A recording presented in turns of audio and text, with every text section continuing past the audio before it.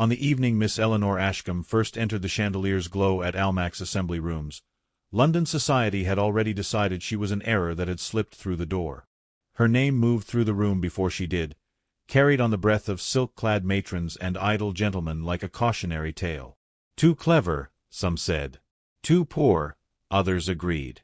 She wore dignity as carefully as her gloves, though both were thinner than fashion preferred, and when she paused at the threshold, the hush that followed her was not admiration, but appraisal. The old narrator of history might have said this was how ruin often began, not with thunder, but with murmurs politely disguised as concern. Eleanor had been sent to London with instructions that were never spoken aloud yet weighed upon her chest more heavily than the pearls she borrowed from her mother. Secure a husband. Save the estate. Silence the creditors who wrote with increasing boldness. At 24, she was neither young enough to enchant by innocence nor rich enough to forgive peculiarity. Her value lay, if anywhere, in her composure, in her habit of listening more than she spoke, and in a mind sharpened by years of reading by candlelight while her family accounts quietly bled. She moved through the room as one moves through shallow water, conscious of resistance at every step. A gentleman approached, bowed, and after one polite exchange of names, retreated with an apology thin as mist. Eleanor inclined her head, accepting the rejection as she had learned to accept many things, without spectacle. It was not cruelty that wounded her, but the precision of it. No one meant to harm her. That, perhaps, was the worst of it. From the far side of the room, His Grace the Duke of Harrowden observed the scene with an attention so still it might have been mistaken for indifference. He was a man well accustomed to watching the room rather than occupying its center, despite possessing rank that commanded immediate deference. At 32, he carried power the way others carried umbrellas, used to its weight, irritated when required to display it. His dark coat was unadorned, his expression unreadable, his presence marked not by charm but by inevitability. People made space for him without realizing why. The Duke had not come to dance. He had come to confirm suspicions. Court politics were rarely discussed in ballrooms, yet they were always decided there, amid laughter and candle smoke. He noted alliances forming and dissolving with the turning of a fan. He noted which families hovered too anxiously near titled men, and which men lingered too long near women whose reputations could be bent to purpose. And then he noticed Eleanor Ashcombe, standing alone beneath the gilt clock, her hands folded, her gaze steady despite the quiet exclusion tightening around her like a corset drawn too hard. When her name reached him, spoken carelessly by a viscount who enjoyed collecting useless facts, he felt something shift. Not sympathy. Something more precise. She was not beautiful in the manner that demanded immediate devotion, yet there was a gravity to her, a refusal to diminish herself for ease. The Duke had spent years navigating rooms filled with flatterers and fools. He recognized, instantly, a woman who measured her words because she understood their cost. Eleanor sensed his attention before she saw him. It was an uncomfortable awareness, as though the air itself had altered. When she turned, their eyes met briefly, and she looked away at once, heart unsteady. She had learned that prolonged gazes were invitations she could not afford to misread. Yet she felt the imprint of his regard linger, unsettling and warm. The music changed. Couples took the floor. Eleanor remained where she was, neither invited nor entirely dismissed, an object politely overlooked. A matron nearby murmured something about unfortunate circumstances. Another sighed, as though Eleanor's existence required endurance. It was then that the Duke crossed the room. He did not hurry. His approach carried the quiet authority of someone unused to refusal. Conversation bent around him, lowering in volume, shifting in tone. When he stopped before Eleanor, the effect was immediate and electric. Silence gathered, curious and sharp. "Miss Ashcombe," he said, his voice low, perfectly modulated. "I believe you have been standing far too long without relief." She inclined her head, pulse quickening. "Your Grace is kind to notice." "Kindness," he replied, "is often merely accuracy given a gentler name." He offered his arm. It was not a question. The gesture was measured, unmistakable. To refuse would be to insult him. To accept would be to invite scrutiny fierce enough to scorch. Eleanor hesitated only a moment before placing her hand upon his sleeve. As they moved toward the edge of the floor, whispers bloomed like bruises. Eleanor felt them land, each one a question sharpened into judgment. Why her? What had she promised? What did the Duke intend? She kept her chin lifted, her expression serene, though her thoughts raced. This was not rescue. She understood that instinctively. Men like the Duke did nothing without purpose. They did not dance. Instead, he guided her to a quieter corner, where the light softened and the noise dulled. "I will be plain," he said, turning to face her. "You are not enjoying this evening." She met his gaze, surprised by the absence of mockery there. Enjoyment is not always the measure of necessity. A faint smile touched his mouth, gone as quickly as it appeared. "Precisely. I find we share an appreciation for necessity." The words settled between them, heavy with implication. Eleanor felt, for the first time that evening, something dangerously close to being chosen. Not desired. Chosen. And as the Duke inclined his head once more and withdrew, leaving her standing in the wake of his attention, she sensed that her season had shifted irrevocably. Whatever game he played, she had been placed upon the board, and London had begun to watch. The days following that evening altered their rhythm with subtle insistence, as though London itself had adjusted its breathing to accommodate a new arrangement. Eleanor received an invitation the very next morning, sealed in dark wax, requesting her presence at a morning concert where the Duke of Harrowden would also attend. It was phrased with scrupulous courtesy, offering her the dignity of choice while making refusal impractical. Her mother read it twice, fingers trembling with hope and fear in equal measure, and said nothing at all, which was its own instruction. At the concert, Eleanor observed how carefully the Duke maintained distance. He greeted her, conversed briefly, then allowed others to intervene, as if ensuring no single moment could be accused of intimacy. Yet each time she looked up, she found him watching from across the room, his attention steady, measuring, never indulgent. It was not flirtation. It was assessment, and Eleanor, to her disquiet, recognized the method. It resembled the way her father once reviewed accounts, weighing numbers that determined survival. Society responded at once.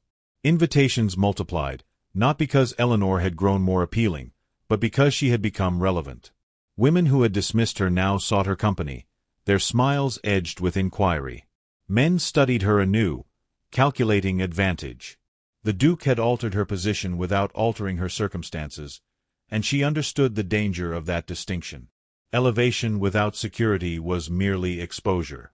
The first token arrived without announcement, a slim volume of essays delivered to her family's lodgings, accompanied by a brief note in the Duke's precise hand. He remarked upon a passage concerning moral courage, suggesting it merited discussion. Eleanor read the book that evening, startled by the familiarity of the selections, by the sense that he had not chosen at random but with knowledge of her inclinations. It unsettled her more than any bouquet could have done. Their next meeting occurred in the gardens of a mutual acquaintance, where propriety was preserved by open air and watchful chaperones. The Duke spoke of the weather, of parliamentary matters framed carefully enough to avoid impropriety, and of the difficulty of truth in a world devoted to appearances.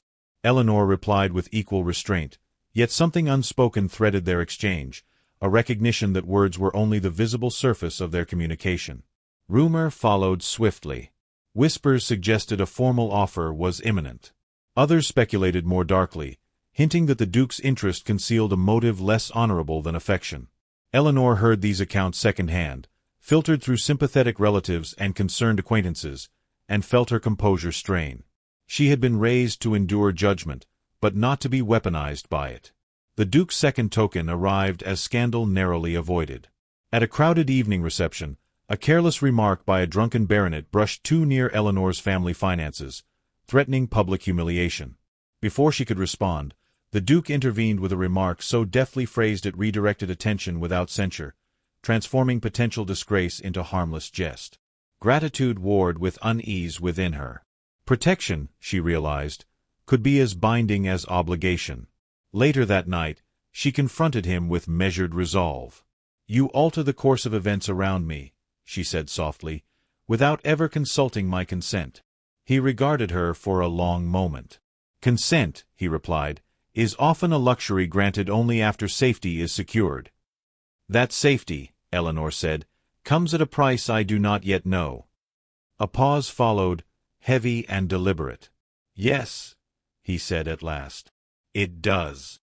His candor, partial though it was, marked a shift. She no longer doubted that she stood within a design larger than herself. The Duke's interest was not merely social. It was strategic, and its consequences extended beyond gossip and marriage prospects. Evidence accumulated quietly. She noticed unfamiliar faces observing her at gatherings, conversations that ceased upon her approach, references to court affairs spoken with guarded ambiguity. Once, she glimpsed the Duke receiving a letter whose contents visibly tightened his expression before he composed himself. When she asked if he was unwell, he replied that health was relative, and changed the subject. Eleanor found herself balancing on a narrowing edge. Her family's relief grew with each sign of the Duke's favor, yet her own certainty eroded. She had been sent to London to find a husband, not to become a shield against unnamed dangers. And yet, when she imagined withdrawing, the image of her mother's strained calm and her siblings' uncertain futures returned with unforgiving clarity. The Duke requested a private conversation, arranged with meticulous propriety in a public gallery where distance could be maintained. There, he spoke more plainly than before, though still not entirely. He acknowledged that his position required alliances resistant to pressure, unions that could withstand scrutiny and silent speculation. He spoke of loyalty, of discretion, of the cost of scandal to those unprepared to survive it. "You believe me suited to this purpose," Eleanor said, her voice steady despite the weight of his meaning. "I believe you capable," he answered. "Which is rarer." She absorbed the distinction, feeling both seen and diminished by it. Capability was not affection. It was utility refined by respect. Yet beneath his controlled demeanor, she sensed something unresolved, a tension that did not belong solely to calculation. When they parted, no promises had been made. Still, the terms of her existence had shifted. Eleanor returned home aware that the game surrounding her had grown more serious, its rules more exacting. She stood at the threshold between advantage and entrapment, understanding at last that the Duke's attention was neither accident nor kindness, but an opening move whose end she could not yet see. As she extinguished the candle that night, Eleanor accepted a truth she could no longer deny. She was no longer merely seeking rescue through marriage. She was being tested, weighed, and drawn forward by forces that valued her silence as much as her mind, and the cost of refusal had begun to rise before love was permitted to speak. The rain began as Eleanor left the gallery, fine as breath upon glass, and by the time she reached the Duke's townhouse it had gathered intent. The visit was his request, conveyed with formality and restraint, and she had accepted because refusal had grown heavier than compliance. Within those walls, she sensed, lay answers she could no longer afford to postpone. She entered beneath an umbrella held by a servant who did not meet her eyes, and the door closed behind her with a quiet finality that tightened her resolve. He received her in a library removed from the noise of the street, lit by firelight and a single lamp that softened the angles of the room. Books lined the walls with disciplined order, their spines worn by use rather than display. The Duke stood near the hearth, his posture composed, yet there was a tension in him she had not seen before, as though the mask he wore for society had thinned. He gestured for her to sit, then remained standing, a deliberate imbalance. "You asked for plainness," he began. "It would be discourteous to continue without it." Eleanor folded her hands in her lap. "Then let us proceed without courtesy." A shadow of approval crossed his face. He spoke of circumstances that demanded discretion, of alliances tested by rumor and ambition. He did not name the crown, yet its presence haunted every word. He confessed that his position had drawn unwelcome attention, and that a marriage both respectable and unassailable would serve as protection against forces eager to see him weakened. Eleanor listened, noting what he omitted as carefully as what he shared. "And I," she said quietly, "am unassailable?" "You are," he replied, "because you are underestimated. You possess judgment without ostentation, loyalty without desperation. You would not betray a confidence for applause." She absorbed the assessment, feeling the strange ache of being known through usefulness rather than affection. "You seek a wife who will endure," she said, "not one who will love." For the first time, his composure faltered. "Love," he said, is not a safeguard I can afford to prioritize. Silence settled between them, thick with implications. Eleanor felt the weight of her family's hopes press upon her, yet alongside it rose a quieter, stubborn dignity. "If I agree," she said, "my life becomes an instrument of your security. What becomes of my will?" He met her gaze without flinching. "It becomes necessary to mine." The admission startled her more than any polished assurance could have done. He did not pretend generosity where calculation ruled. Yet beneath the strategy, she sensed restraint, an effort to contain something unspoken. "You believe necessity excuses all claims," she said. "No," he answered. "I believe necessity reveals which claims endure." The fire cracked softly. Eleanor rose and moved toward the shelves, needing distance to think. Her fingers traced the spines of familiar authors, grounding her in the solidity of words chosen for meaning rather than effect. She understood now that this was the turning upon which her future balanced. To refuse would preserve her autonomy but imperil those she loved. To accept would entangle her in dangers she could neither name nor fully measure. "You would ask silence of me," she said at last. "And courage." "Yes." "And if scandal touches me instead of you?" "I would answer it," he said, publicly and without hesitation. She turned back to him, studying the conviction in his voice. "And if affection grows where it was not invited?" His expression softened, almost imperceptibly. "Then it would be my burden to manage." The restraint in that answer stirred something fragile within her, a recognition that he was as bound by his role as she was by her circumstances. Eleanor returned to her chair, resolve settling like a carefully laid foundation. "I will not be hidden," she said. "Nor will I be corrected into silence." He inclined his head. "Agreed. I will not sacrifice my judgment to preserve your comfort. Nor would I ask it. And I will not be treated as expendable," she finished, her voice steady. A pause followed, long and measured. "You will not be," he said. The understanding that formed between them was not tender, yet it was precise. It acknowledged limits, demanded respect, and left space for something neither of them named. Eleanor felt the fear within her recede, replaced by a wary clarity. She was not surrendering herself, but entering a negotiation whose terms she would help define. When she departed, the rain had ceased, leaving the streets washed and reflective. The Duke accompanied her to the door, his manner unchanged, yet his gaze lingered with new intensity. "You have altered the nature of this arrangement," he said. "So have you," she replied. As her carriage carried her away, Eleanor felt the shift within her settle into certainty. The game had moved beyond tokens and speculation into confession and consent, imperfect though it was.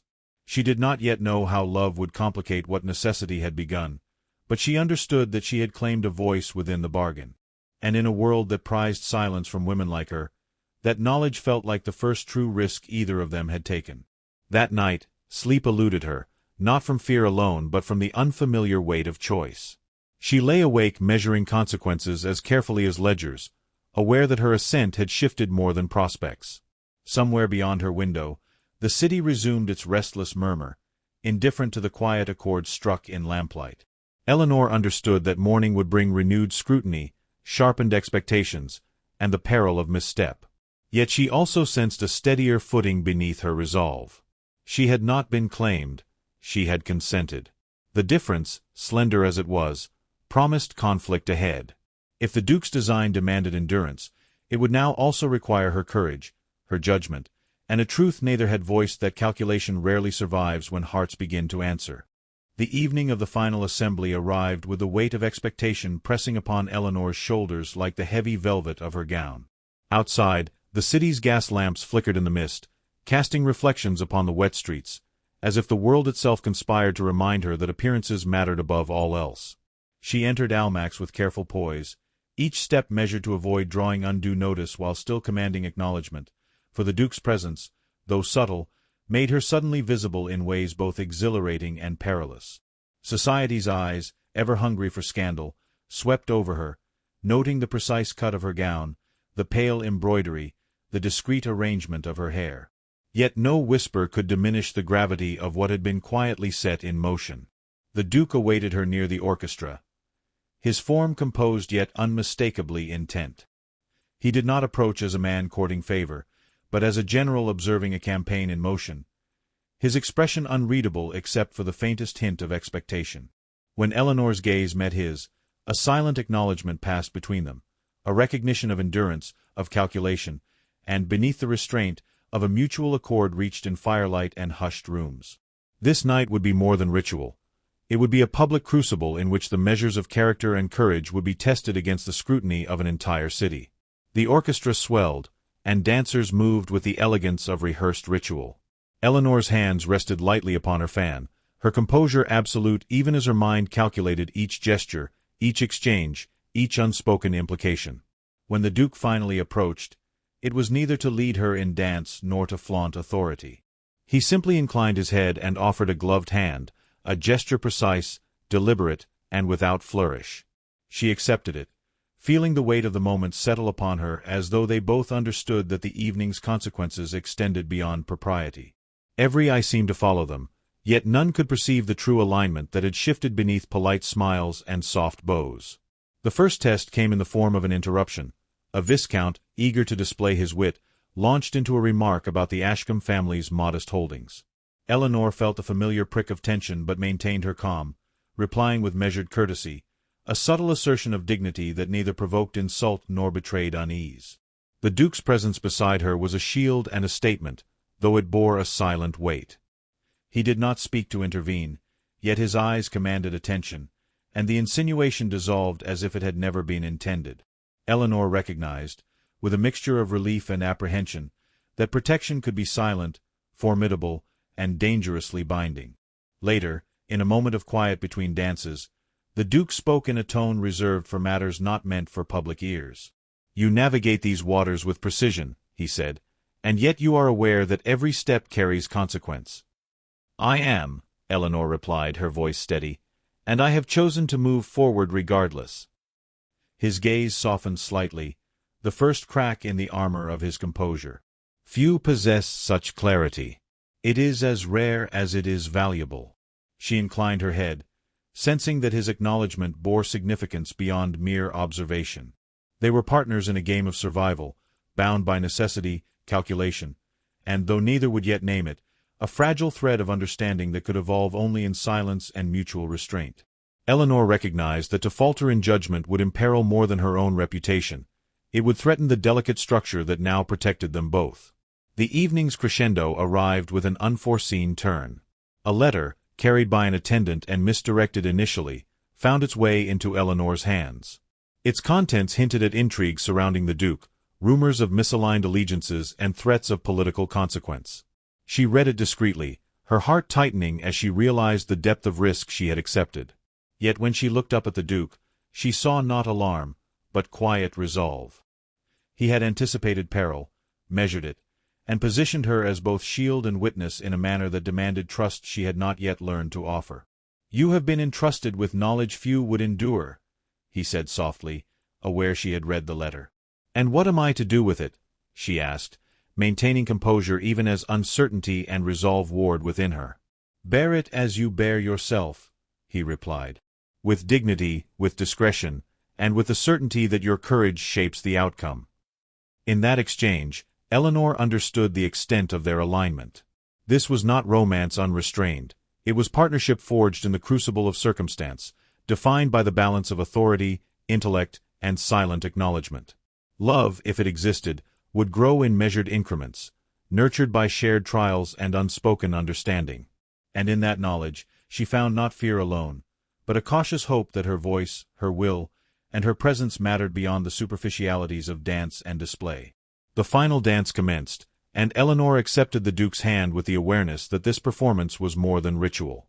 Each movement, each turn, each glance carried layers of meaning for those who could read them, though few in attendance would perceive beyond propriety. As they moved, she felt the rhythm of their shared understanding solidify, the silent accord between intellect and intent, between necessity and choice. The city watched, unaware that the evening had become a testament to endurance, judgment, and the subtle, unacknowledged emergence of intimacy. When the music ceased, the applause swept through the assembly with customary fervor, But for Eleanor and the Duke, the true measure of the night was private, contained within glances and the nuanced tension of restraint. He inclined his head toward her as they moved to the periphery of the room, signaling acknowledgment rather than command. She responded with a quiet smile, an affirmation that her judgment remained intact, that her will had not been compromised, and that her role in the evening's proceedings had been deliberate rather than coerced. The night concluded with a carriage ride through streets damp and glimmering with reflected lamplight. Silence occupied the space between them, punctuated only by the occasional turning of a wheel or the distant murmur of other carriages. Eleanor allowed herself to sense the subtle shift that had occurred. She had survived scrutiny, asserted her dignity, and emerged not as a pawn, but as a participant aware of the stakes and prepared for their consequences. The Duke, for his part, had revealed the weight of his responsibility and acknowledged her agency, cementing a foundation upon which trust, respect, and the delicate beginnings of affection might grow. As Eleanor reached her lodgings and stepped onto the threshold, she paused, recognizing that the night had ended, but the journey had only deepened. The season would continue, rumors would circulate, and dangers, both social and political, remained ever present. Yet she felt a steadiness she had not known before, a certainty rooted in understanding, measured courage, and a quiet recognition that she had claimed a place within the Duke's design without surrendering herself entirely. The first spark of mutual regard, tempered by necessity and intelligence, had emerged, promising that what began in strategy might one day grow into something far more enduring. She closed the door behind her with deliberate care, extinguishing the candle whose flame had accompanied her reflection and thought. London's restless murmur carried on beyond the windowpane, indifferent to the alliances and accords silently forged within one quiet room. Eleanor permitted herself a moment of fragile exhalation, aware that tomorrow would demand composure anew, but strengthened by the understanding that she had asserted agency in a world that prized submission. The Duke's intentions remained only partially revealed, but the foundation of trust, however tentative, had been laid. And in that, she recognized the rarest of victories: survival with dignity, choice with consequence, and the quiet, unspoken promise that love, when it arrived, would find its place not in haste, but in patience earned.